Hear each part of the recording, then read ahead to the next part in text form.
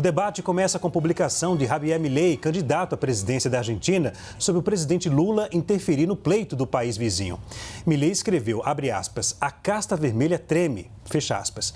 O argentino usou como base um artigo publicado pelo jornal Estado de São Paulo, que apontou a atuação de Lula em um empréstimo de US$ 1 bilhão do Banco de Desenvolvimento da América Latina à Argentina.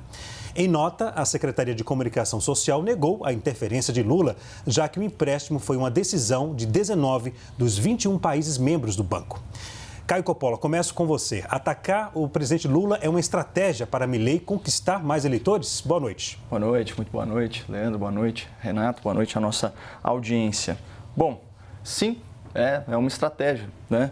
E criticar adversários políticos é um expediente legítimo, especialmente durante aí o processo eleitoral, e ainda mais quando essa crítica ela é fundamentada. O Javier Milei, que é o candidato à presidência da Argentina, ele se refere ao Lula da Silva como, aspas, um comunista enojado. Então, acho que a melhor tradução aqui é um comunista desgostoso ou talvez um comunista aborrecido. Então, numa outra ocasião recente, esse mesmo Milei já havia afirmado que o Lula não é apenas um socialista, mas um socialista com vocação totalitária. Então, será que isso é um ataque ofensivo ou é uma crítica legítima? Será que a gente está diante aí de uma detração enviesada ou de uma discrição assertiva? Vejamos, manchete aqui da CNN Brasil, de junho de 2023. Na abertura do Foro de São Paulo, Lula diz que ser chamado de comunista é motivo de orgulho. Então, para quem não se lembra, o Foro de São Paulo é aquele fórum, da esquerda latino-americana, fundado, entre outros, por Lula, do PT, e pelo ditador cubano Fidel Castro, certo? Portanto, o Lula, ele se identifica, como o próprio disse, com o rótulo comunista e, no mínimo, não vê problemas em se associar aí a regimes totalitários de matiz socialista.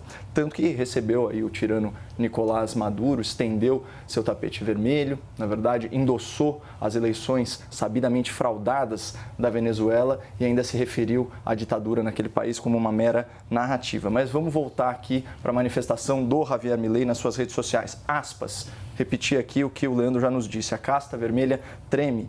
Muitos comunistas desgostosos em ações diretas contra a minha pessoa, ou seja, contra a candidatura de Milei.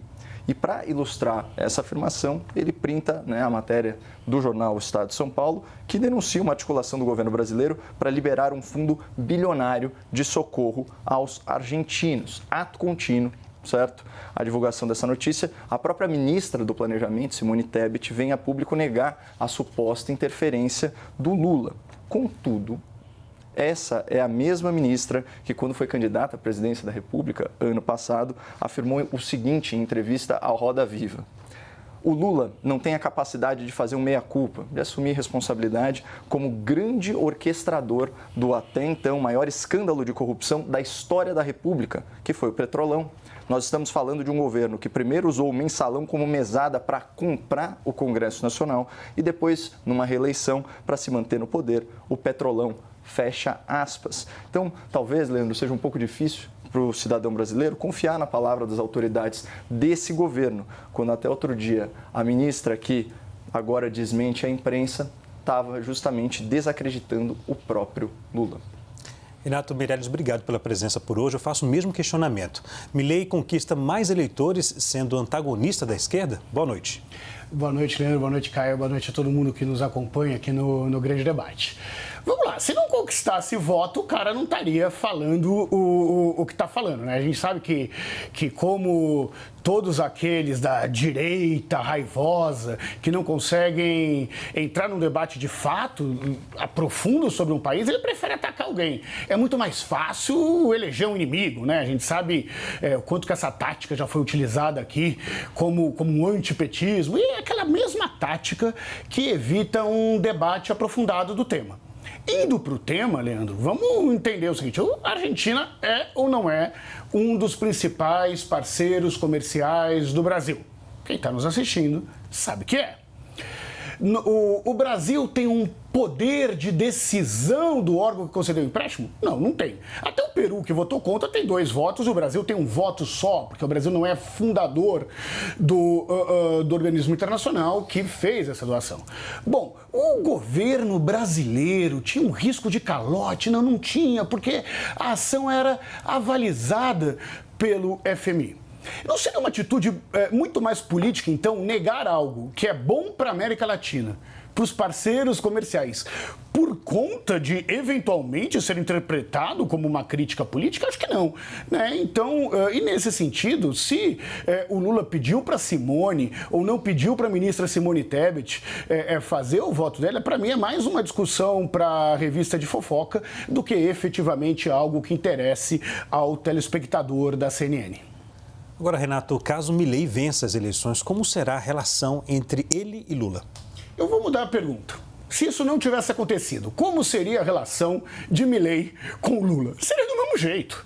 Né? As pessoas estão aí numa visão completamente oposta de América Latina, do mundo, da economia. Então isso não interfere em nada sobre uma eventual relação Brasil e Argentina. Aliás, o presidente Lula já deu algumas demonstrações de, em momentos de assuntos que interessam a todos, buscar a união. E talvez a maior relação com isso seja chamar o Tarcísio para as obras do PAC, ou quando nós tivemos aí o deslizamento no litoral norte do Brasil, onde os dois sobrevoaram de helicóptero, mostrando a união do governo federal com o governo estadual. Então, não acho, sinceramente, que esse ocorrido interfira numa futura relação do Brasil com a Argentina.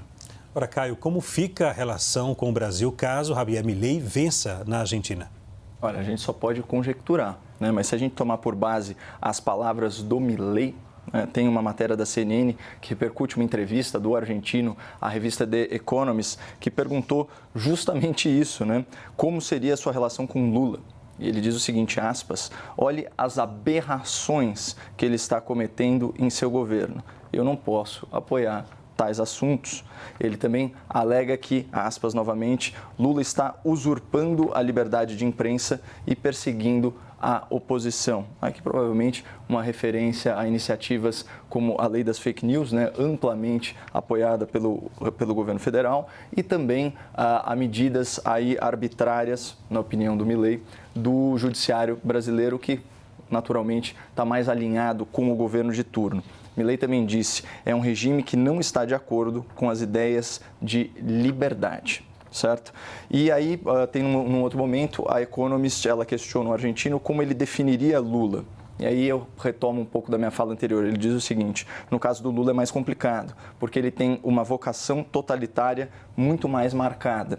Em outras palavras, ele não é apenas um socialista, ele é alguém que tem vocação totalitária. Obviamente, aqui eu vou concordar com o Renato, isso é retórica inflamada de um candidato. Na postura de estadista, ou melhor, né, na postura de chefe de Estado, naturalmente ele seria obrigado, até por uma questão da natureza comercial, das relações entre os países, a adotar uma posição mais mansa e diplomática. Mas já dá para a gente ver que, do ponto de vista pessoal, não haverá nenhum tipo de, vamos dizer assim, de facilidade, né, nessa relação. Então, a gente já sabe de onde parte. Vamos ver até onde isso pode chegar.